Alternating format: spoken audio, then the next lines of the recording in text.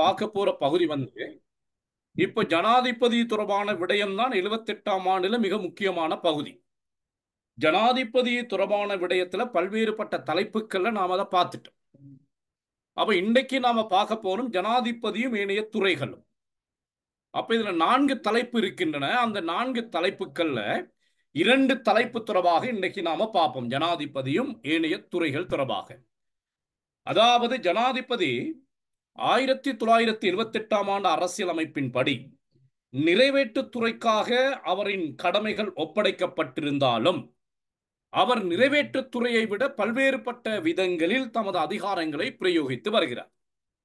அப்போ எப்படி எந்தெந்த துறைகள்ல அவர் தமது அதிகாரங்களை பிரயோகித்து வருகின்றார் என்பது தொடர்பாகத்தான் இன்றைய வகுப்புல நாம பார்க்க போறோம். அப்ப மாணவர்கள் அப்ப 78ஆம் ஆண்டு அப்படியே போய்கொண்டிருக்கும். நான் இடையில சோல்பரி அரசியலமைப்பு, டொனமூர் அரசியலமைப்பு தொடர்பான விடயங்களையும் அப்படியே போடுவேன். நாம ஏற்கனவே படிச்சு முடிச்சிருக்கிறோம்.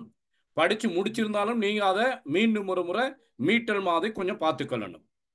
அப்போ இப்போ ஒரு 10 நாள் தமிழ் ஸ்கூல்களுக்கு ஒரு 10 நாள் லீவும் வரப்போகுதுன்னா அப்போ அந்த லீவையும் கொஞ்சம் பயன்படுத்தி கொள்ளுங்க. லீவ் முடிகிற நேரமே ஸ்கூல் ஆரம்பிக்குது. லீவையும் பயன்படுத்தி கொள்ளுங்க. கூடுதலாக படிக்க பாருங்க. இந்த முறை எப்படியாவது 3 பாடமும் பாஸ் பண்ணுவேன் என்ற எண்ணத்தோடு உங்களது கல்வி நடவடிக்கைகளில் ஈடுபடுங்க. ஓகே, நாம இன்றைக்கு பார்க்க போறோம் ஜனாதிபதியும் ஏனைய துறைகள் என்ற விடயத்துல வாத பிரதிவாதங்கள் பிறகு பார்ப்போம். அதுல முதலாவது நாம பார்க்க போறோம் ஜனாதிபதியும் அமைச்சரவையும். ஜனாதிபதியும் அமைச்சரவையும்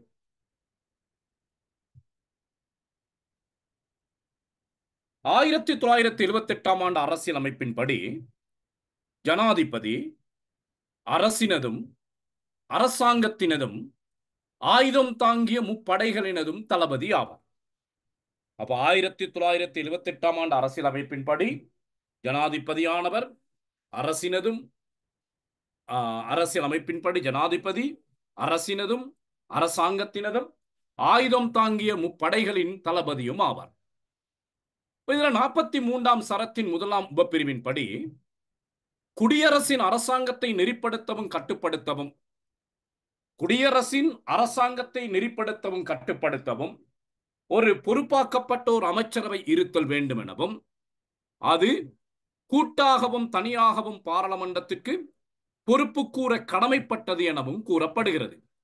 43ஆம் சரத்தின் 1ஆம் உபப்பிரிவின்படி குடியரசின் அரசாங்கத்தை நெறிப்படுத்தவும் கட்டுப்படுத்தவும் பொறுப்பாக்கப்பட்ட ஒரு அமைச்சரவை இருத்தல் வேண்டும் எனவும் அது கூட்டாகவும் தனியாகவும் பாராளுமன்றத்திற்கு பொறுப்பு கூற கடமைப்பட்டது என கூறப்பட்டுள்ளது. 43(2) உபப்பிரிவின்படி ஜனாதிபதி அமைச்சரவையின் ஒரு உறுப்பினரா அப்ப அமைச்சரவை ஒன்று இருத்தல் வேண்டும் என சொல்லப்பட்டிருக்குது. இதுல நீங்க சரத்துக்களை பாடமாக்கணுங்கிற தேவைப்பாடு இல்லை. சரத்துக்கள் தெரியலன்னு சொன்னா நீங்க பொதுவா எழுதி கொண்டு போங்க. அப்ப அதன் அடிப்படையில ஜனாதிபதி அப்ப இந்த 43, 43(2) இதுகளை கொஞ்சம் பாடமாய்க்கொள்ள பாருங்க. இப்ப அதன்படி ஜனாதிபதி அமைச்சரவையின் ஒரு உறுப்பினராக இருப்பதோடு அதன் தலைவரும் ஆவார். ஜனாதிபதி அமைச்சரவையின் ஒரு உறுப்பினராக இருப்பதோடு அவர் அதன் தலைவரும் ஆவார். அதன் அடிப்படையில் ஜனாதிபதி அமைச்சரவையோடு தொடர்பு படுகிறார். அப்ப 78ஆம் ஆண்டு யாப்ல என்ன சொல்லப்படுது? அமைச்சரவை ஒன்று இருத்தல் வேண்டும் என்று சொல்லப்பட்டிருக்குது. 43(2) அடிப்படையில் என்ன சொல்லப்படுது? அமைச்சரவை ஒன்று இருத்தல் வேண்டும். அந்த அமைச்சரவையில் ஜனாதிபதி ஒரு உறுப்பினராக இருப்பதோடு அதன் தலைவரும் ஆவார். அப்ப ஜனாதிபதி அமைச்சரவையில் ஒரு உறுப்பினர், அத்தோடு அமைச்சரவையின் தலைவர். அந்த வகையில ஜனாதிபதியானவர் 78ஆம் ஆண்டு அரசியலமைப்பின்படி அமைச்சரவையோடு நெருக்கமான தொடர்புடையவராக காணப்படுகிறார். 43(3) உபப்பிரிவின்படி பிரதமரை நியமிப்பதுடன் அமைச்சரவையுடனான ஜனாதிபதியின் தொடர்பு ஆரம்பமாகிறது. பிரதமரை நியமிப்பதுடன் அமைச்சரவையுடனான தொடர்பு ஆரம்பமாகிறது. அதாவது பாராளுமன்றத்தில் நம்பிக்கை பெற்றவரும் தனக்கு நம்பிக்கை உடையவருமான ஒருவரை பிரதமர் ஜனாதிபதியாக நியமிக்கலாம். மூளையாப்பின் அடிப்படையில் பாராளுமன்றத்தில் நம்பிக்கை பெற்ற ஒருவர் அல்லது தமக்கு விசுவாசமான ஒருவரை ஜனாதிபதி பிரதமராக நியமிக்கலாம். ஓகே, அப்ப இந்த பிரதமரை நியமிப்பதுடன் ஜனாதிபதியின் அமைச்சரவையுடனான தொடர்புகள் ஆரம்பமாகின்றன. அமைச்சரவையை பொறுத்தவரையில் அமைச்சர்களின் எண்ணிக்கை, அமைச்சர்களுக்கான பொறுப்புகள் என்பவற்றை தீர்மானித்ததன் பின்னர் அமைச்சரவையை பொறுத்தவரையில் அமைச்சர்களின் எண்ணிக்கை, அமைச்சர்களுக்கான பொறுப்புகள் என்பவற்றை தீர்மானித்த பின்னர் பாராளுமன்ற உறுப்பினர்கள் மத்தியிலிருந்து அமைச்சர்களை ஜனாதிபதி தெரிவு செய்வார். பாராளுமன்ற உறுப்பினர்கள் மத்தியிலிருந்து அமைச்சர்களை ஜனாதிபதி தெரிவு செய்வார். தேவை ஏற்படின் அமைச்சரவை நியமனத்தின் பொழுது பிரதமரோடு கலந்துரையாடலாம். அமைச்சரவை நியமனத்தின் பொழுது தேவை ஏற்பட்டால் பிரதமரோடு கலந்துரையாடலாம். ஆனால் பிரதமரோடு கலந்துரையாட வேண்டும் என்ற விடயம் கட்டாயமானது அல்ல. தேவை ஏற்பட்டால் பிரதமரோடு கலந்துரையாடலாம், அல்லாவிட்டால் தமது இஷ்டப்படி தன் எண்ணப்படி அமைச்சர்களை நியமிக்கக்கூடிய அதிகாரம் ஜனாதிபதிக்கு உண்டு. அமைச்சரவையை தீர்மானிக்கும் பொழுதும் நியமிக்கும் பொழுதும் தமக்கு கீழ் வைத்துக் கொள்ள வேண்டும் என நினைக்கும் எந்த ஒரு விடயத்தையும் ஜனாதிபதி தனக்கு கீழ் வைத்துக் கொள்ளலாம். அமைச்சர்களுக்கான பொறுப்புகளை ஒப்படைக்கின்ற பொழுது ஜனாதிபதி தனக்கு கீழ் எந்தெந்த விடயங்களை வைத்துக் கொள்ள வேண்டும் என விரும்புகின்றாரோ அந்தந்த விடயங்களை வைத்துக் கொள்வதற்கு ஜனாதிபதிக்கு அதிகாரம் இருக்கின்றது. ஜனாதிபதியினால வேண்டிய அமைச்சு பதவியை வைத்துக் கொள்ள முடியும். அப்ப இதுவும் ஜனாதிபதி அமைச்சரவையோட உள்ள ஒரு தொடர்பாக அதிகாரமாக நாம பார்க்கலாம். ஜனாதிபதி தனக்கு கீழ் வைத்துக் கொள்ளும் அமைச்சர்களின் எண்ணிக்கைக்கு வரையறை இல்லை. எத்தனை அமைச்சரவை வேண்டுமானாலும் ஜனாதிபதி தமக்கு கீழே வைத்துக் கொள்ளலாம். நீங்க அண்மையில பார்த்தீங்கன்னு சொன்னால் இலங்கையில ஜனாதிபதி ஏற்கனவே பல அமைச்சுக்களை வச்சிருக்கிறாரு. அதே நேரத்தில் அண்மையில விஜயதாச ராஜபக்ச அவர் ஜனாதிபதி தேர்தலில் ஸ்ரீலங்கா சுதந்திர கட்சி சார்பாக போட்டியிட முடிவெடுத்த பொழுது அந்த விஜயதாச ராஜபக்ச தமது அமைச்சு பதவியை ராஜினாமா செய்தார். அவ்வாறு ராஜினாமா செய்த அமைச்சு பதவியை ஜனாதிபதி தனக்கு கீழ் கொண்டு வந்திருக்கிறார். அதே போல மாணவர்கள், இன்னைக்கு ஒரு முக்கியமான சம்பவம் நடந்திருக்குது இலங்கை அரசியல்ல. மிகவும் ஒரு முக்கியமான சம்பவம், வரலாற்று சிறப்பு மிக்க சம்பவம். நியூஸ் பார்த்தாக்கள் என்னன்னு சொல்லுங்க பாப்போம். இன்னைக்கு முக்கியமான ஒரு சம்பவம், வரலாற்று சிறப்பு மிக்க ஒரு சம்பவம் நடந்திருக்கு இன்றைக்கு இலங்கையில. என்ன சம்பவம் சொல்லுங்க பாப்போம். அரின் பெர்னாண்டோ தொடர்பான. ஓகே புவால், சரி. அரின் பெர்னாண்டோ, அடுத்தது யாரு? மனுஷ்க நாணயக்கார். இந்த இரண்டு பேரும் கடந்த 2019 ஆண்டு சமகிபல வேகையில சஜித் பிரேமதாசாவின் கட்சியிலிருந்து பார்லமெண்டத்துக்கு சென்றவர்கள். அவ்வாறு சென்றவர்கள் கோட்டாபாய ராஜபக்ச காலத்துல அமைச்சு பதவிகளை பொறுப்பேற்றுக் கொண்டார்கள். கட்சி மாறி அமைச்சு பதவிகளை பொறுப்பேற்றுக் கொண்டார்கள் தமது வரப்பிரசாதங்களை பெற்றுக் கொள்வதற்காக. இது தொடர்பாக அந்த நேரத்தில் சஜித் அணியினர் வழக்கொண்டு தாக்கல் செய்திருந்தார்கள். இவர்களது கட்சி உறுப்புரிமை நீக்கப்படுவதாக. அதற்கு எதிராக அவர்கள் வழக்கு தாக்கல் செய்திருந்தாலும் கட்சி உறுப்புரிமை நீக்கக்கூடாது என்று. ஆனால் இன்றைக்கு அந்த தீர்ப்பு கட்சி உறுப்புரிமை நீக்கப்பட்டது சரி என்றும், அந்த கட்சியினூடாக பெற்றுக்கொள்ளப்பட்ட பாராளுமன்ற உறுப்புரிமை, அமைச்சரவை எல்லாவற்றையும் கட்டாயமாக ராஜினாமா செய்ய வேண்டும் என உயர் நீதிமன்றம் இந்த தீர்ப்பு அளித்தது. அப்ப இந்த தீர்ப்பு மிக முக்கியமானது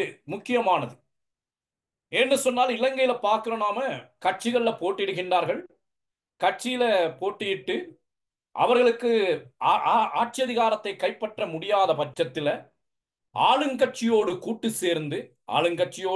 கூட்டு சேர்ந்து அமைச்சு பதவிக்காக கட்சி பாய்கின்ற ஒரு பிற்போக்கான அரசியல் கலாச்சாரம் இலங்கையில் இருக்கின்றது. அப்போ இதோட 3 பேருக்கு இந்த தீர்ப்பு வழங்கப்பட்டிருக்குது.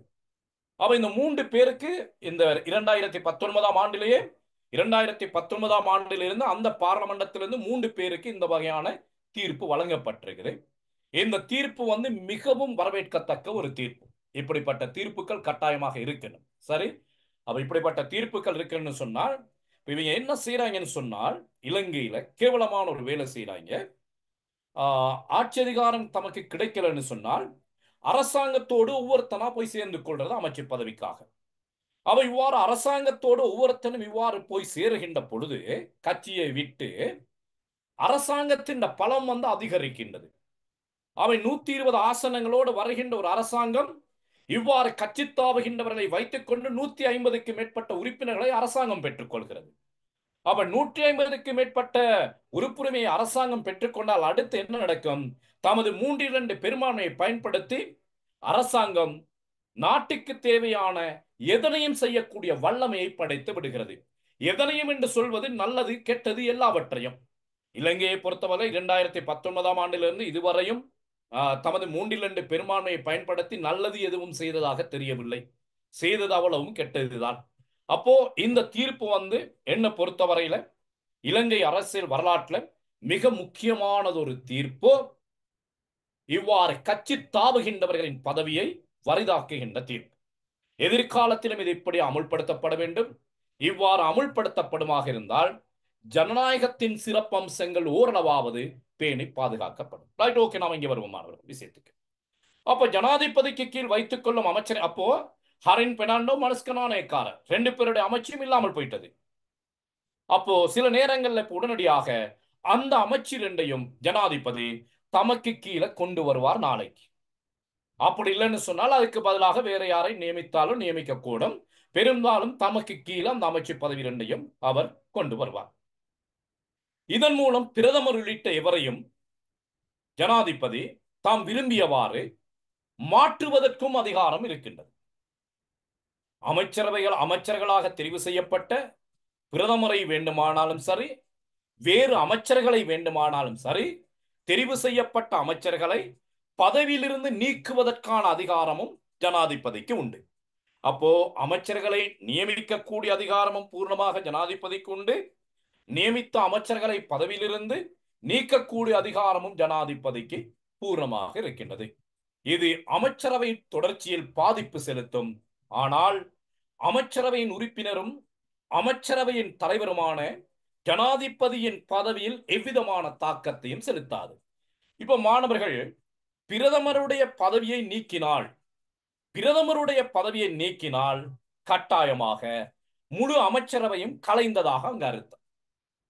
பிரதமருடைய பதவி எப்பொழுது வரிதாகின்றன்னு சொன்னால் ஜனாதிபதி மாற்றினாலோ அல்லது பிரதமர் ராஜினாமா செய்தாலோ முழு அமைச்சரவையும் கலைந்ததாக அர்த்தம். அப்ப முழு அமைச்சரவையும் கலைந்தாலும் என்ன நடக்குது என்று சொன்னால் இலங்கையில முழு அமைச்சரவையும் கலையும். ஆனால் அமைச்சரவையில் ஒரு உறுப்பினரும் அமைச்சரவையின் தலைவருமான ஜனாதிபதி தொடர்ந்து அப்படியே இருப்பார். அப்ப இது வந்து என்னன்னு சொன்னால் இதுவும் கொஞ்சம் ஜனநாயகத்திற்கு முரணான ஒரு செயற்பாடு. ஜனாதிபதி சர்வதிகாரமாக நடந்து கொள்வதற்கான ஒரு ஏற்பாடாக காணப்படுகிறது. ஜனாதிபதி அமைச்சரவையின் தலைவர் என்ற வகையில் அமைச்சரவை கூட்டங்களுக்கு அழைப்பு விடுப்பார். அத்தோடு அமைச்சரவையை கூட்டுவது ஜனாதிபதி. அமைச்சரவை கூட்டங்களுக்கு தலைமை தாங்குவது ஜனாதிபதி. அமைச்சரவையின் நிகழ்ச்சி நிரலை தயாரிப்பது ஜனாதிபதி. அமைச்சரவை கூட்டங்களின் பொழுது அமைச்சரவையின் அமைச்சர் எவரேனும் ஒருவர் புதிய தீர்மானங்களை சமர்ப்பிக்க விரும்பினால் அதற்கு முதலில் ஜனாதிபதியிடம் கலந்தாலோசித்து அவரின் கருத்துக்களை பெற்றுக்கொள்ள வேண்டும். அப்ப அமைச்சர்களுக்கு அமைச்சு பதவி கொடுக்கப்பட்டிருந்தாலும் ஒரு புதிய சட்டத்தையோ புதிய விடயத்தையோ அமைச்சரவையில சமர்ப்பிக்க விரும்பினால் அது தொடர்பாக ஜனாதிபதியிடம் கலந்தாலோசித்து கருத்துக்களை பெற்றுக்கொள்ள வேண்டும். அப்ப இது எல்லாமே அமைச்சரவையில் ஜனாதிபதியின் மேலாதிக்கத்தை, அமைச்சரவையில் ஜனாதிபதியின் சர்வதிகாரத்தை காட்டுவதாக அமைகிறது. ஜனாதிபதி அமைச்சரவையின் தலைவர் என்ற வகையில் அவர் பாராளுமன்றத்திற்கு பொறுப்பு கூற தேவையில்லை. இப்ப அமைச்சர்கள் வந்து பாராளுமன்றத்துக்கு பொறுப்பு சொல்லணும். ஆனால் அமைச்சரவையின் தலைவரான ஜனாதிபதி பாராளுமன்றத்திற்கு பொறுப்பு சொல்ல தேவையில்லை. அமைச்சர்களுக்கு எதிராக நீதிமன்றம் செல்லலாம். ஆனால் அமைச்சர்களின் தலைவரான ஜனாதிபதிக்கு எதிராக நீதிமன்றம் செல்ல முடியாது. வரவு செலவு திட்டம் தோல்வி அடைந்தால், கொள்கை பிரகடன உரை தோல்வி அடைந்தால், கொள்கை பிரகடன உரை தோல்வி அடைந்தால் அமைச்சரவை கலைக்கப்படும். பாராளுமன்றம் அல்ல, அமைச்சரவை கலைக்கப்படும். ஆனால் இவை எதுவும் ஜனாதிபதியின் பதவியில் பாதிப்பு செலுத்த மாட்டாது. மேற்கூறப்பட்ட விடயங்களை அடிப்படையாக கொண்டு பார்க்கும் போது அமைச்சரவையின் அமைப்பு, நியமனம், அமைச்சுக்களின் பொறுப்புகள், அரச கொள்கை தீர்மானங்களை உருவாக்குதல் போன்ற விடயங்களில் ஜனாதிபதி பூரண அதிகாரம் மிக்கவராக காணப்படுகிறார். இது போன்ற விடயங்களில் அமைச்சரவையில் பூரணமான அதிகாரம் உடையவராக ஜனாதிபதி காணப்படுகிறார். அவை இவ்வாறு பல்வேறுபட்ட விதங்களின் ஊடாக 78ஆம் ஆண்டு அரசியல் அமைப்பின்படி ஜனாதிபதி அமைச்சரவையோடு தொடர்பு படுகிறார். போன்ற கேள்வி கேட்கலாம். என்னன்னு சொன்னால், 1978ஆம் ஆண்டு அரசியல் அமைப்போடு தொடர்புபடுத்தி பின்வருவனவற்றை ஆராய்க. ஜனாதிபதியும் அமைச்சரவையும், ஜனாதிபதியும் பாராளுமன்றமும், ஜனாதிபதியும் நீதிமன்றமும், ஜனாதிபதியும் பொதுச்சேவையும், இப்படி கேள்விகள் கேட்கலாம். அப்ப இத ஆயத்தப்படுத்தி கொள்ளணும் மாணவர்கள். அடுத்தது நாம பார்க்கிறோம், அடுத்த முக்கியமான விடயமாக நாம பார்க்கிறோம் ஜனாதிபதியும் பாராளுமன்றமும். ஜனாதிபதியும் பாராளுமன்றமும். ஓகே, ஜனாதிபதியும் பாராளுமன்றம் என்று சொல்லுகின்ற பொழுது, ஜனாதிபதியும் பாராளுமன்றமும் என்று சொல்லுகின்ற பொழுது 78ஆம் ஆண்டு அரசியலமைப்பின்படி ஜனாதிபதி எதற்கு பொறுப்பானவர்? நிறைவேற்றுத்துறைக்கு பொறுப்பானவர். அப்ப அமைச்சரவையின் தலைவராக இருக்கிறது. ஓகே, அப்போ அமைச்சரவையின் தலைவரான இந்த ஜனாதிபதி, நிறைவேற்றுத்துறையின் தலைவரான இந்த ஜனாதிபதி பாராளுமன்றத்தோடு பல்வேறுபட்ட விதங்களில் தொடர்பு படுகிறார். அப்ப பாராளுமன்றத்துக்கும் ஜனாதிபதிக்கும் இடையிலான தொடர்பு என்று பார்க்கின்ற பொழுது நாம மாணவர்கள் அதனை 2 கோணங்கள்ல பார்க்க வேண்டும். ஜனாதிபதி மீது பாராளுமன்றம் எவ்வாறு தாக்கம் செலுத்துகிறது, பாராளுமன்றத்தில் ஜனாதிபதி எவ்வாறான தாக்கத்தை செலுத்துகின்றார். ஜனாதிபதி மீது பாராளுமன்றம் எவ்வாறான தாக்கத்தை செலுத்துகிறது, பாராளுமன்றம் மீது ஜனாதிபதி எத்தகைய தாக்கத்தை செலுத்துகின்றார். இந்த கோணத்துல இந்த விடயங்களை பார்க்கணும். ஓகே, நாம பார்ப்போம். 1978ஆம் ஆண்டு அரசியலமைப்பின்படி ஜனாதிபதி தனியானது ஒரு தேர்தலில் தெரிவானாலும் அரசியலமைப்பின் 42ஆம் பிரிவின் அடிப்படையில், அரசியலமைப்பின் 42ஆம் பிரிவின்படி பொதுமக்கள் பாதுகாப்பு, கமா வரக்கூடாது, பொதுமக்கள் பாதுகாப்பு சட்டம், எழுதப்பட்ட சட்டங்கள் என்பவற்றின் கீழ் தமது கடமைகள் தொடர்பாக ஜனாதிபதி பாராளுமன்றத்திற்கு பொறுப்பு கூற வேண்டும். பொதுமக்கள் பாதுகாப்பு சட்டம் மற்றும் எழுதப்பட்ட சட்டங்கள் என்பவற்றின் கீழ் தனது கடமைகள் தொடர்பாக ஜனாதிபதி பாராளுமன்றத்திற்கு பொறுப்பு கூற வேண்டும். ஆனால் ஜனாதிபதி இது தொடர்பான விடயங்கள்ல பாராளுமன்றத்திற்கு பொறுப்பு கூற வேண்டும் என்று சொல்லப்பட்டாலும் இவை நடைமுறை ரீதியாக பெருமதி வாய்ந்தவை என்று கூற முடியாது. இவை நடைமுறை ரீதியாக பெருமதி வாய்ந்தவை என்று கூற முடியாது. ஏனெனில் ஜனாதிபதி பாராளுமன்ற உறுப்பினர் இல்லாதபடியால, ஜனாதிபதி பாராளுமன்ற உறுப்பினர் அல்ல. அப்ப ஜனாதிபதி பாராளுமன்ற உறுப்பினர் இல்லாதபடியால அவர் பொறுப்பை மீறினாலும் அதனை எதிர்த்து பொறுப்பினை நடைமுறைப்படுத்த பாராளுமன்றத்துக்கு அதிகாரம் இல்லை. அப்ப இப்படி யாப்புல சொல்லப்பட்டாலும், பாராளுமன்றத்துக்கு பொறுப்பு கூற வேண்டும் என சொல்லப்பட்டாலும், பொறுப்பு கூறாவிட்டாலும், பொறுப்பினை மீறி நடந்தாலும் அது தொடர்பாக கேள்வி கேட்கக்கூடிய அதிகாரம் பாராளுமன்றத்துக்கு இல்லை. ஜனாதிபதியின் செயற்பாடுகள் பற்றி பாராளுமன்றத்தில் கேள்வி கேட்க முடியுமாயினும் அது சபாநாயகரின் அனுமதியுடனான விசேட பிரேரணை ஒன்றின் மூலமே மேற்கொள்ள வேண்டும். அப்ப ஜனாதிபதியிடம் கேள்வி சும்மா கேட்க இயலாது. சபாநாயகரின் விசேடமான அனுமதியோட தான் ஜனாதிபதியிடம் கேள்விகளை கேட்கலாம்.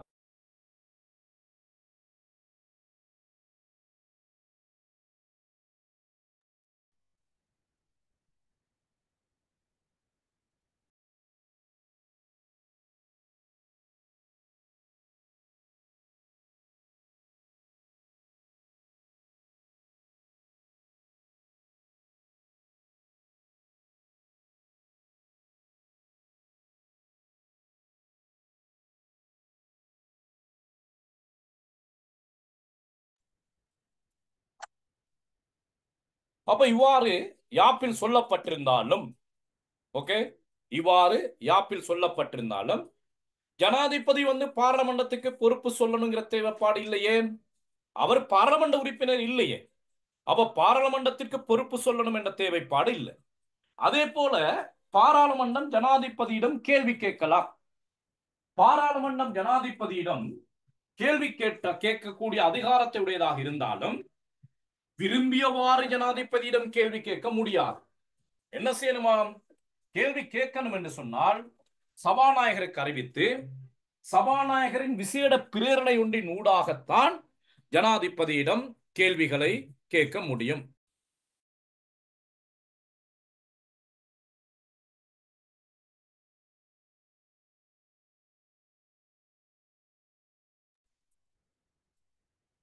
அடுத்து, ஜனாதிபதிக்கு எதிராக குற்றப்பிரேரணை ஒன்று கொண்டு வர முடியுமாயினும், இப்ப இதுவரை நாம பார்த்து கொண்டு இருப்பது எல்லாமே பாராளுமன்றம் ஜனாதிபதியை கட்டுப்படுத்துவதற்கு உள்ள சந்தர்ப்பங்கள். பாராளுமன்றம் ஜனாதிபதியை கட்டுப்படுத்துவதற்கு உள்ள சந்தர்ப்பங்கள் தான் இவை. அடுத்து, ஜனாதிபதிக்கு எதிராக பாராளுமன்றத்தில் குற்றப்பிரேரணை ஒன்று கொண்டு வரலாம். ஜனாதிபதிக்கு எதிராக பாராளுமன்றத்தில் குற்றப்பிரேரணை ஒன்று கொண்டு வரக்கூடிய வாய்ப்பு காணப்பட்டாலும் அந்த வழிமுறையானது மிக கடினமானது. அவரை பதவியிலிருந்து நீக்குகின்ற வழிமுறையானது மிக கடினமானது. மொத்தத்தில் சொல்ல போனால் பதவிக்காலத்தில் இருக்கின்ற ஒரு ஜனாதிபதியை பாராளுமன்றத்தில் குற்றப்பிரேரணை ஒன்று கொண்டு வந்து பதவியிலிருந்து நீக்க முடியாது. அந்த அளவு அவரை பதவியிலிருந்து நீக்குகின்ற வழிமுறையானது கடினமானது. அப்ப இது மூன்றும் என்னது மாணவர்கள்? பாராளுமன்றம் ஜனாதிபதியை கட்டுப்படுத்துவதற்கு உள்ள திறன்கள். அப்ப இதனூடாக ஜனாதிபதி மீது பாராளுமன்றம் தமது ஆதிக்கத்தினை செலுத்துகின்றது. ஓகே, 65(1) உபப்பிரிவின் படி பாராளுமன்ற செயலாளர் நாயகத்தை அரசியலமைப்பு பேரவையின் சிபார்சுடன் நியமிக்கும் அதிகாரத்தை ஜனாதிபதிக்கு வழங்கியிருக்கின்றது. இப்ப என்ன செய்யப்படுது? ஜனாதிபதி எப்படி பாராளுமன்றத்தை கட்டுப்படுத்த போறார்? அப்ப அந்த பாராளுமன்றத்தின் மிக முக்கிய பதவியான செயலாளர் நாயகத்தை நியமிக்கின்ற அதிகாரம் ஜனாதிபதிக்கு இருக்கின்றது. செயலாளரின் பதவிக்காலம் முடியும் முன் சில நிபந்தனைகளுக்குட்பட்ட வகையில் அவரை பதவியிலிருந்து நீக்கும் அதிகாரமும் ஜனாதிபதிக்கு உண்டு. செயலாளரின் பதவிக்காலம் முடியும் முன் சில நிபந்தனைகளுக்குட்பட்ட வகையில் அவரை பதவியிலிருந்து நீக்கக்கூடிய அதிகாரமும் ஜனாதிபதிக்கு உண்டு. அவ இந்த வகையில ஜனாதிபதி பாராளுமன்றத்தோடு தொடர்புபடுகிறார். பாராளுமன்ற செயலாளர் நாயகம் நோய்வாய்ப்பட்டிருத்தல் அல்லது உள ரீதியாக பலவீனமுற்றிருத்தல் போன்ற காரணங்களுக்கு அமையவும் செயலாளர் நாயகத்துக்கு எதிராக பாராளுமன்றம் ஒரு பிரேரணை நிறைவேற்றியிருப்பின் அதன் மூலம் ஜனாதிபதி அவரை பதவியிலிருந்து நீக்கலாம்.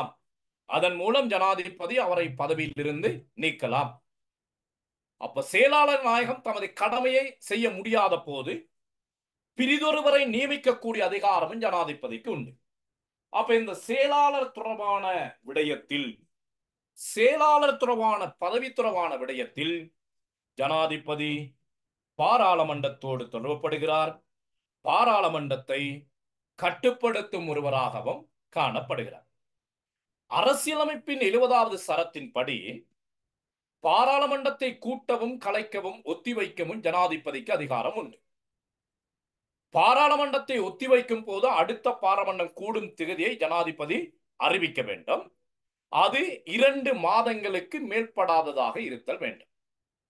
அடுத்து நாம பார்க்கிறோம், ஜனாதிபதி பாராளுமன்றத்தை கலைக்கக்கூடிய அதிகாரம் உடையவராக இருக்கிறார். ஜனாதிபதிக்கு பாராளுமன்றத்தை கலைக்கக்கூடிய அதிகாரம் காணப்பட்டாலும் அவர் பாராளுமன்றத்தை கலைக்கின்ற பொழுது அரசியலமைப்பின் 70வது சரத்தின் ஆனா ஆவண்ணா ஈனா இயன்னா போன்ற உபப்பிரிவுகளுக்கு உட்பட்டுதான் அந்த பணியினை மேற்கொள்ள வேண்டும். அப்ப அரசியலமைப்பின் ஆனா ஆவண்ணா ஈனா இயன்னா போன்ற உபப்பிரிவுகள் என்ன என்பது தொடர்பாக நாம ஏற்கனவே தெளிவாக பார்த்திருக்கிறோம். நீங்க பாடமாக்கி இருக்கிறீங்க. எப்படி பாடமாக்கி இருக்கிறோம்? ஒன்று பாராளுமன்றம் தொடர்பான விடயத்திலையும் இதை நாம பார்த்திருக்கிறோம். பாராளுமன்றம் தொடர்பான விடயத்துல பார்த்திருக்கிறோம். ஜனாதிபதியின் அதிகாரங்கள் தொடர்பான விடயத்துல பார்த்திருக்கிறோம். இப்ப மூன்றாவதாக ஜனாதிபதியும் பாராளுமன்றமும் என்ற விடயத்தினூடாகவும் இதே விடயத்தை நாம பார்க்க போறோம். ஓகே, அதுல ஆனா என்ன சொல்லப்படுது? இது இவ்வளவு இப்ப பாடமாக்கி இருக்கணும். பாராளுமன்ற தேர்தல் முடிந்ததன் பின்னர் முதலாவது வருட காலப்பகுதியினுள் பாராளுமன்ற உறுப்பினர்கள் கேட்டுக்கொண்டாலே ஒழிய ஜனாதிபதி பாராளுமன்றத்தை கலைக்க முடியாது. இது மூளையாப்பு. 19வது திருத்தத்தின் அடிப்படையில் அது என்ன நடந்தது? 19வது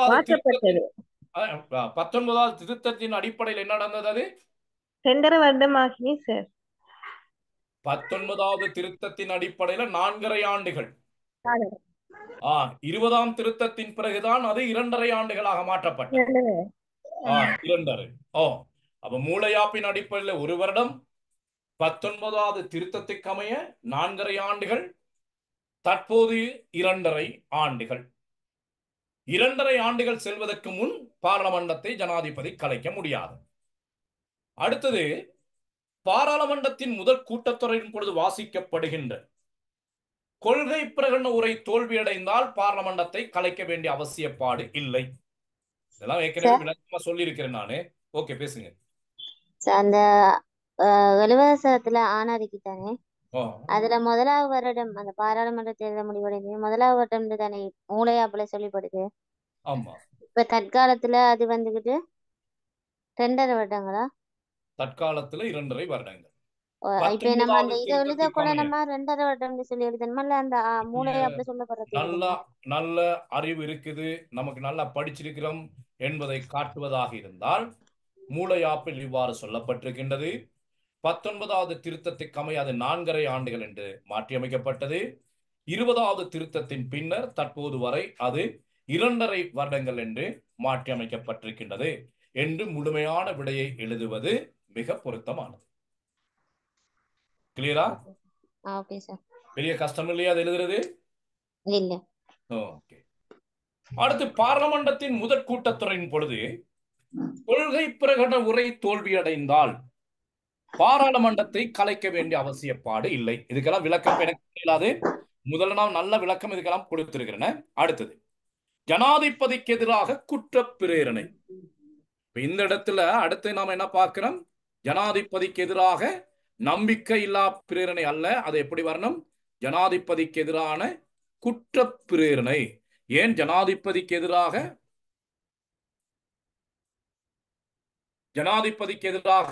நம்பிக்கையில்லா பிரேரணை கொண்டு வர இயலாது. ஜனாதிபதிக்கு எதிராக குற்ற பிரேரணை தான் கொண்டு வர முடியும். ஓகே, ஜனாதிபதிக்கு எதிரான குற்றப்பிரணை ஒன்று கொண்டு வரப்பட்டிருக்கும் பொழுது பாராளுமன்றத்தை ஜனாதிபதி கலைக்க முடியாது. வரவு செலவு திட்டம் தோல்வியடைந்தால் அமைச்சரவை கலைக்கணும், ஆனால் பாராளுமன்றம் கலைக்கப்படல் ஆகாது. அப்ப வரவு செலவு திட்டம் தோல்வியடைந்தால் பாராளுமன்றத்தை கலைக்க வேண்டிய அவசியப்பாடு இல்லை. ஆனால் 2வது வரவு செலவு திட்டமும் தோல்வியடைந்தால் பாராளுமன்றம் கலைக்கப்பட வேண்டும். சரி, அடுத்தது பாராளுமன்றத்துக்கு அப்போ இதுல என்னது? 4 விடயங்கள். 20வது சரத்தின் ஆனா ஆவண்ணா ஈனா இயன்னா என்ற உபப்பிரிவுகளுக்குட்பட்ட வகையில தான் ஜனாதிபதி பாராளுமன்றத்தை கலைக்க வேண்டும். அரசியலமைப்பின் 33ஆம் சரத்தின் ஆனா உபப்பிரிவின் படி சிம்மாசன பிரசங்குரையை வாசித்தல், 33 ஆவண்ணா உபப்பிரிவின் படி பாராளுமன்றத்துக்கு தலைமை தாங்குதல். அப்போ சிம்மாசன பிரசங்குரை வாசித்தல், சரத்துக்களை நீங்க போடாதீங்க, சும்மா எழுதுங்க. சிம்மாசன பிரசங்குரையை தயாரித்தல், பாராளுமன்றத்துக்கு தலைமை தாங்குதல் போன்ற அதிகாரங்கள் ஜனாதிபதிக்கு உண்டு. மேற்கூறப்பட்ட விடயங்களை தவிர ஜனாதிபதி கேபினட் மூலமாக பாராளுமன்றத்தோடு தொடர்பு கொள்கிறார். 78ஆம் ஆண்டு அரசியலமைப்பின்படி கேபினட் ஜனாதிபதியையும் பாராளுமன்றத்தையும் இணைக்கும் ஒரு இணைகரமாக தொழிற்படுகிறது. ஜனாதிபதி நேரடியாகவும் பாராளுமன்றத்தோடு தொடர்புபடுகிறார். அடுத்தது, தமது கேபினட் ஊடாகவும் பாராளுமன்றத்தோடு தொடர்புபடுகிறார். பாராளுமன்றத்தால் நிராகரிக்கப்பட்ட ஒரு விடயத்தை தேசிய முக்கியத்துவம் வாய்ந்தது என கூறி மக்கள் தீர்ப்புக்கு விட்டு சட்டமாக்கும் அதிகாரம் ஜனாதிபதிக்கு உண்டு. பார்லமெண்டத்தால் நிராகரிக்கப்பட்ட ஒரு விடயத்தை தேசிய முக்கியத்துவம் வாய்ந்ததென கூறி மக்கள் தீர்ப்புக்கு விட்டு சட்டமாக்கும் அதிகாரம் ஜனாதிபதிக்கு உண்டு. அரசியலமைப்பின் 18ஆம் திருத்தத்துக்கு அமைய 3 மாதங்களுக்கு ஒரு முறை ஜனாதிபதி பார்லமெண்டத்திற்கு கட்டாயமாக விஜயம் செய்ய வேண்டும். அப்ப இதுவும் ஜனாதிபதிக்கும் பார்லமெண்டத்துக்கும் இடையிலான தொடர்பை அதிகரிக்கும் செயற்பாடாக அமைகிறது. அடுத்து, ஜனாதிபதிக்கு எதிராக பார்லமெண்டத்திற்கு உள்ள ஒரே அதிகாரம் அவருக்கு எதிரான குற்றப்பிரேரணை ஒன்றின் மூலம் அவரை பதவியிலிருந்து நீக்குவதாகும். ஆனால் அது ஒரு இலகுவான காரியம் அல்ல, ஒரு நீண்ட வழிமுறை, கடினமான வழிமுறை. கேபினட் அமைச்சர்கள் மூலமாகவும் தமது கட்சி பார்லமெண்ட் உறுப்பினர்கள் மூலமாகவும் ஜனாதிபதி பார்லமெண்டத்தோடு தொடர்பு கொள்கிறார். என்னும் பாராளுமன்றம் ஜனாதிபதியை கட்டுப்படுத்தும் சந்தர்ப்பங்கள் மிக குறைவாகவே காணப்படுகிறது. அப்ப நாம பார்க்கிற மாணவர்கள், ஜனாதிபதி எப்படி பாராளுமன்றத்தோடு தொடர்பு, ஜனாதிபதிக்கும் பார்லமெண்டத்துக்கும் இடையிலான தொடர்பு. அப்ப அதுல நாம பார்க்கிறோம், ஜனாதிபதியை பாராளுமன்றம் கட்டுப்படுத்துவதற்குள்ள திறன்கள், அதே வேளையில ஜனாதிபதி பாராளுமன்றத்தை கட்டுப்படுத்துவதற்குள்ள திறன்கள், ஏற்பாடுகள். இப்படி இந்த கோணத்தில ஜனாதிபதியையும் பார்லமெண்டத்தையும் நாம ஒப்பிட்டு ஆராயணும். இதுல ஏதாவது சந்தேகம் இருக்குமா இருந்தால் கேட்டுக்கொள்ளுங்க. நாம இன்னும் ஒரு செக்ஷனும் போகலாம் என்று நினைக்கிறேன். நான் இதுல ஏதாவது சந்தேகம் இருக்குமா இருந்தால் கேட்டுக்கொள்ளுங்க மாணவர்கள். கிளியரா?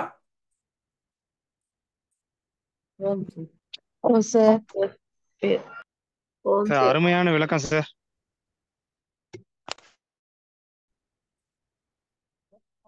மத்தாக்கள் என்ன கதை? Yes sir. என்ன அம்ஜத்தினை சத்தத்தை காணல? இருக்கேன் சார். மாடசாமி கிளாஸ்ல இருக்கிறீங்களா? மிச்ச நாள் மாடசாமி கிளாஸ்ல வரல போல இருக்கு. மாடசாமி இருக்கேன் sir. Okay okay okay. Madasamy எங்க ஊரு? மாத்தரை தெனியாய சார். மாத்தலையா? மாத்தரை மாத்தரை. தெனியாய என்ன தோட்டப்புற பகுதியா மாடசாமி? சார். என்ன தோட்டம்? தேயிலையா ரப்பரா? தேயிலை சார். இங்க அப்படியா? பெரிய எஸ்டேட் எல்லாம் இருக்குதாங்க? இருக்கு சார். மாத்திரை கடற்கரையோரமும் தானே? அங்க சார் கடற்கரை, இங்க மலைப்பகுதி சார். மாத்திரை அப்போ இப்ப மாத்திரை மலைப்பகுதியில இருந்து கடல் பகுதிக்கு போறதான்னா எவ்வளவு தூரம் போகும்? 3 hours சார். 3 hours எத்தனை கிலோமீட்டர் வரும்? 100 குறைவு sir.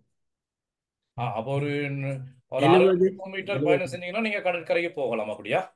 Sir. Okay okay okay okay. தெனியாய் இது வந்து தெனியாய் முக்கியமான இடமே. என்னத்துக்கு அது அடையாளப்படுத்தப்படுது? சிங்கராஜவனம். சிங்கராஜவனம் தெனியாய அடுத்து எப்படி? அது டூரிஸ்ட் பிளேஸ் ஒன்று தான் சார். அது நிறைய அந்த என்ன சொல்ற சின்ன குளங்கள் அது சம்பந்தமான போட்டோஸ் எல்லாம் அப்டேட் பண்ணுவாங்க. தெனியாய நாம அம்ஜத் முடிய போயிட்டு வரோம். என்ன Amjad exam sir online report போடணும் சார். அதான் எழுத்தாளர் தெனியாயன் அங்கதான் இருக்காரு. தெனியாயன் எழுத்தாளர் தெனியாயன். அது இல்லாம இந்த வானிலை அல்லது ஏதாவது டவர் அங்க ஃபேமஸா? கொங்கல சார். கொங்கல. சரி சரி சரி சரி. Okay okay okay. இங்க என்ன பேசுங்க பேசுங்க. சபரகம மாத்தறை மாவட்டம், அடுத்து ரத்னபுரி. இல்ல மாத்தளையில யார் இருக்குது கிளாஸ்ல? மாத்தளையில யார் இருக்குது? சார் நான் இருக்கேன் சார். என்னது ஜெயரூபன், என்னது வனிதா. ஸ்கூல் டீச்சரா வனிதா? சார். எந்த school? Zahira college sir. Saira college. Okay okay. சாய்ராவா? சாய்ரா தானே? Zahira sir. Okay okay okay okay. என்ன appointment? Matale Zahira. Tamil appointment sir. Okay okay. Matale என்னோட ஃப்ரெண்ட் வீகா சார். மாத்தல ஜைரா. சரி சரி. பதுல்ல யார் இருக்குது சார்? கொஞ்சம் இருங்க, நான் மைக் ஆஃப் பண்ணி போடுவோம். என்ன சும்மா ஏன் இதெல்லாம் ரெக்கார்டிங் போட்டு நாம எல்லாத்துக்கும் கொடுப்பானே. ஒரு நிமிஷம். Right, okay. அடுத்து மாணவர்கள் நாம பார்க்கிறோம், ஜனாதிபதியும் ஏனைய துறைகள் என்ற விடயத்துல ஜனாதிபதியும் நீதித்துறையும் என்ற தலைப்பை நாம பார்க்கிறோம். இதோட முடிப்புமே ஜனாதிபதியும் நீதித்துறையும் என்ற தலைப்பை நாம பார்க்கிறோம். 1978 ஆண்டு அரசியலமைப்பின்படி ஜனாதிபதி நிறைவேற்றுத்துறைக்கு பொறுப்பாக இருப்பினும் அவர் நீதித்துறையுடனும் தொடர்பு கொண்டவராகவே காணப்படுகிறார். 78 ஆண்டு அரசியலமைப்பின்படி ஜனாதிபதி நிறைவேற்றுத்துறைக்காகத்தான் நியமிக்கப்பட்டது. நிறைவேற்றுத்துறை அதிகாரங்கள் தான் அவருக்கு ஒப்படைக்கப்பட்டிருப்பதாக சொல்லப்படுகிறது.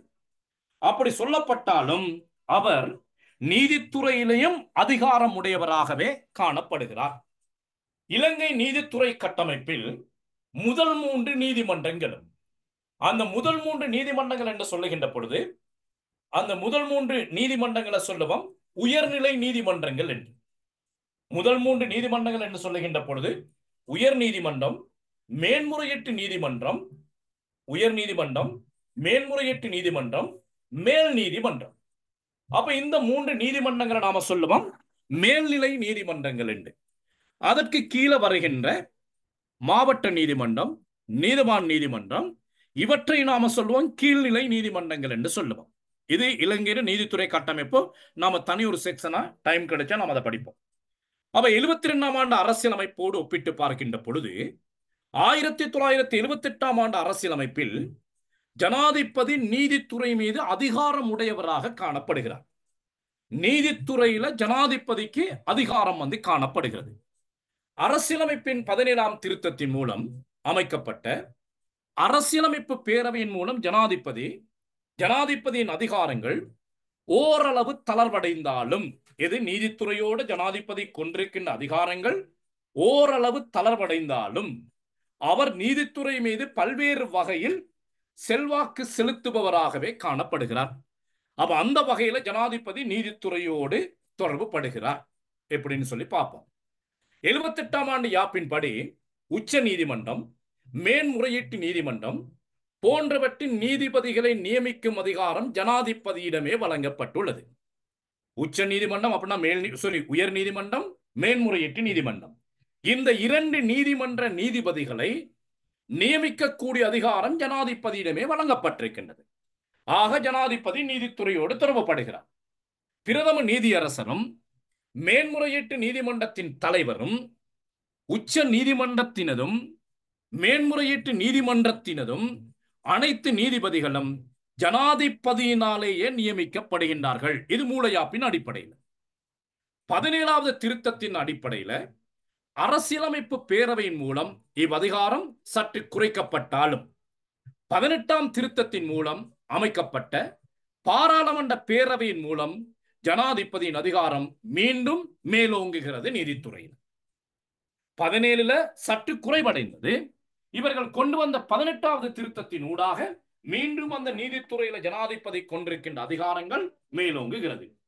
அரசியலமைப்பின் 107வது சரத்தின் 4வது உபப்பிரிவின்படி பிரதம நீதியரசர், மேல் நீதிமன்ற நீதிபதிகள், மேன்முறையீட்டு நீதிமன்றின் தலைவரும் ஏனைய நீதிபதிகளும் ஜனாதிபதியின் முன் செய்யும் சத்திய பிரமாணத்தின் படியே தமது கடமைகளை பொறுப்பேற்றுக் கொள்கின்றார்கள்.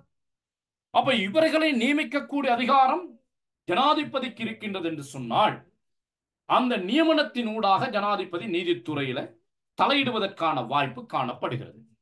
அரசியலமைப்பின் 109ஆம் சரத்தின் 1ஆம் உபப்பிரிவின்படி உயர் நீதிமன்றம், மேன்முறையீட்டு நீதிமன்றம் போன்றவற்றில் கடமையாற்றும் நீதிபதி ஒருவரை பாராளுமன்றத்தில் சமூகம் அளிக்காத அங்கத்தவர் உட்பட என்று சொன்னால் 113 பேர், அரைவாசி பேர், அரை பங்கினர் அங்கீகாரத்துடன் நிறைவேற்றப்படும் தீர்மானத்தின் மூலம் பதவி நீக்கக்கூடிய அதிகாரம் ஜனாதிபதிக்கு உண்டு. அப்ப நீதிபதிகளை நியமிக்கின்ற விடயத்திலும் ஜனாதிபதிக்கு அதிகாரம் உண்டு. அதே போல நீதிபதிகளை பதவி நீக்கக்கூடிய விடயத்திலையும் ஜனாதிபதிக்கு அதிகாரம் உண்டு. அத்துடன் நீதிமன்றங்களில் ஏற்படுகின்ற தற்காலிக வெற்றிடங்களை நிரப்புவதற்கும் தற்காலிகமாக கடமையாற்றும் நீதிபதிகளை நியமிக்கும் அதிகாரம் ஜனாதிபதிக்கு உண்டு. தற்காலிக வெற்றிடங்களை நிரப்புவதற்கும் தற்காலிகமாக கடமையாற்றும் நீதிபதிகளை நியமிக்கக்கூடிய அதிகாரம் ஜனாதிபதிக்கு உண்டு. அடுத்து அரசியலமைப்பின் 110(1) படி சரத்துக்கள் நீங்க போடணும் என்று இல்லை, சரத்துக்களை போடாம எழுதுங்க, பிரச்சனை இல்லை. உயர் நீதிமன்றத்தின் அல்லது மேன்முறையீட்டு நீதிமன்றத்தின் நீதிபதி ஒருவருக்கு எதிராக எழுதப்பட்ட சட்டத்தின் கீழ் அல்லது பிரிதொரு கர்மம் ஒன்றினை செய்யுமாறு பணிக்கும் அதிகாரம் ஜனாதிபதிக்கு உண்டு.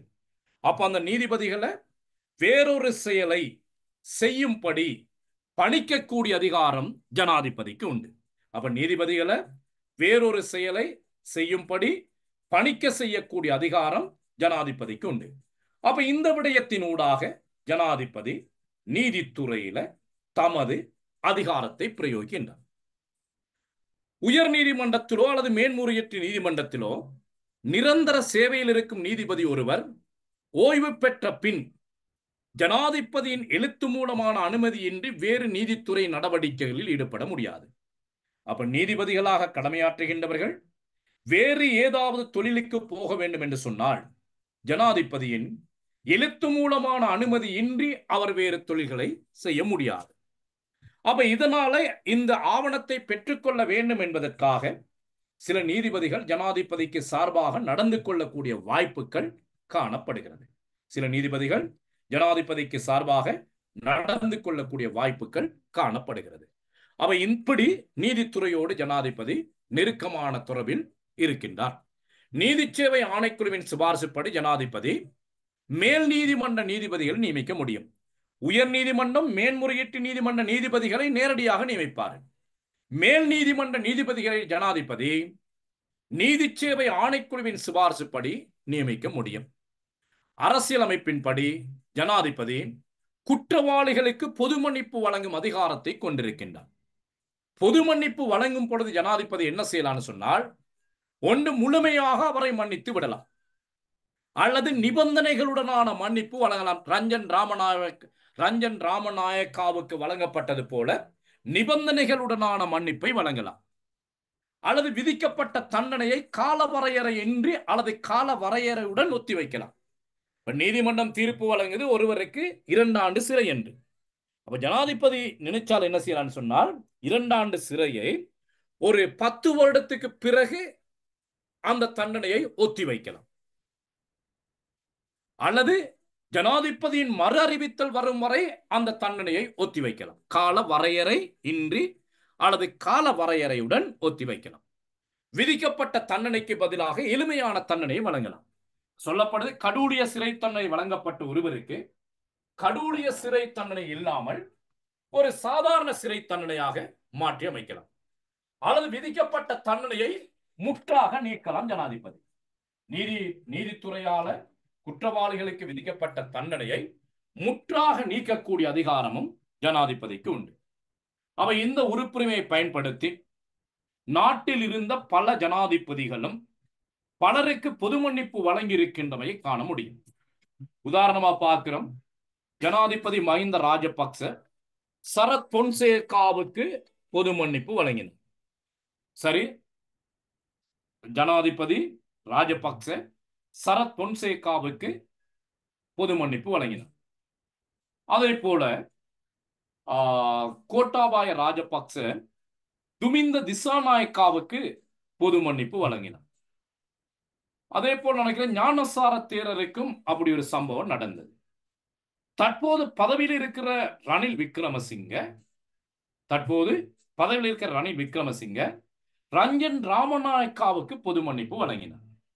மாணவர்கள் இதெல்லாமே பொதுவாக வழங்கப்பட்ட, அதாவது பிரபலியங்களுக்கு வழங்கப்பட்ட பொது மன்னிப்பு. இது இல்லாம நீங்க பாத்தீங்கன்னு சொன்னால், ஒவ்வொரு மே தினத்தன்றும் அதே நேரத்துல வெசாக் பொசன் தினத்தன்றும் பெரும்பாலான சிறை கைதிகளுக்கு பொது மன்னிப்பு வழங்கப்படுகிறது. இப்ப நாம இந்த பேரு சொன்னதெல்லாமே பிரபலியமான ஆக்களே. அது இல்லாம மே தினத்தன்றும் சுதந்திர தினத்தன்றும் வெசாக் பொசன் இது போன்ற தினங்கள்ல ஜனாதிபதி சில சிறை கைதிகளுக்கு பொது மன்னிப்பு வழங்குகிறார். இவ்வாறு பொது மன்னிப்பு வழங்குவதற்கான அதிகாரம் ஜனாதிபதிக்கு உண்டு. அடுத்தது அரசியலமைப்பின்படி ஜனாதிபதி உயர் நீதிமன்றத்தில் அரசியல் அமைப்பு தொடர்பாக ஆலோசனைகளை பெற்றுக்கொள்ளார். அரசியலமைப்பில் ஏதாவது சிக்கல்கள் இடைஞ்சல்கள் வருகின்ற பொழுது அங்கு ஜனாதிபதி ஆலோசனைகளை பெற்றுக்கொள்ளக்கூடிய வாய்ப்பு காணப்படுகிறது.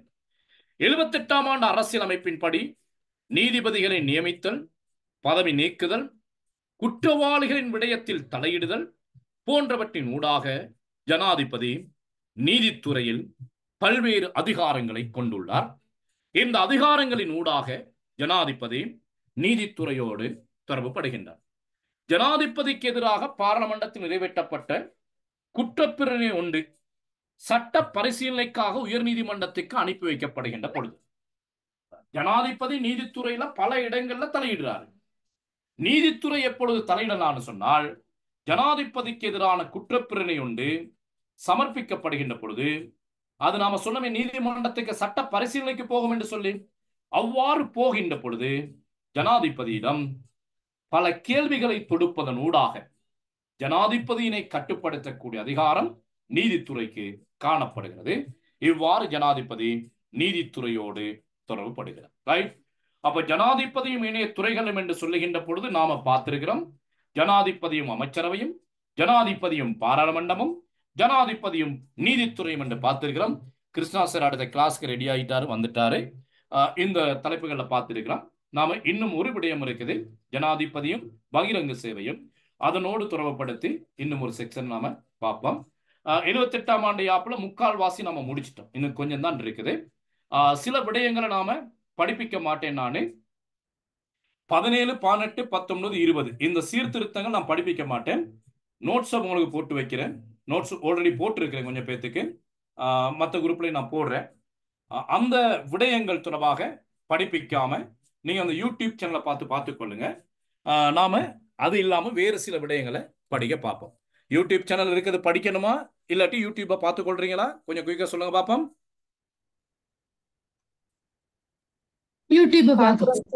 அதான் என்னன்னு சொன்ன நமக்கு டைம் கொஞ்சம் தானே இருக்குது. ஆனா 7ஆம் தேதி வரையும் கிளாஸ் செய்வேன், அது ஓகே. முடிஞ்ச அளவு சிலபஸை முடிக்கணும் அப்படிங்கிறதுக்காக தான் அந்த யூடியூப் சிஸ்டத்தை நாம செய்யணுமே. ஓகே, ஒரு சின்ன டவுட். ஓகே. அந்த 18வது திருத்தத்துல கொண்டு வரப்பட்ட பாராளுமன்ற பேரவை அது இப்ப இல்லத்தானே, ஃபங்க்ஷன்ல இல்லத்தானே? இப்ப இருப்பது வந்து அரசியலமைப்பு பேரவை. அரசியலமைப்பு பேரவை. ஓகே, நன்றி. நாம அடுத்த கிளாஸ் சந்திப்போமே. நன்றி சார். நன்றி. நன்றி. நன்றி. Thank you sir.